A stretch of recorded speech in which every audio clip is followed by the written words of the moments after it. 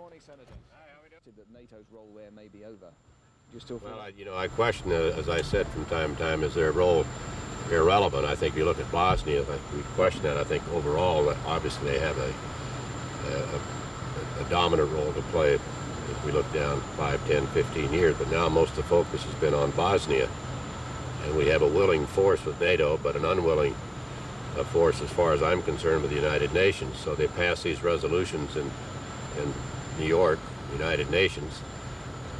Everybody gets on board, said we ought to do this and ought to do this, and then somebody on the ground, whether it's Rose or Akashi, say, oh, we're not going to do this. And I must say it's very puzzling to those of us in Congress in both parties.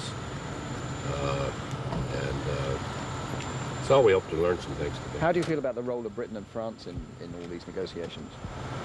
Well, we have mixed feelings. I'll be speaking to Foreign Minister Hurd tomorrow and Minister Major, Margaret Thatcher. But I know they have people on the ground. I know they say, well, how can somebody from America criticize when they have nobody on the ground? Well, we have people on the ground all over the world.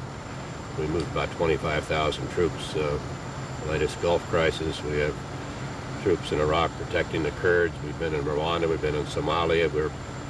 I think we do our share. Plus, we put close to $1.5 billion in humanitarian aid and then for infrastructure on an annual basis into NATO. So my view is that we have a different view than the French or the British, but hopefully we can resolve it because we have to take the long look, not just the short look. Much. Okay, no.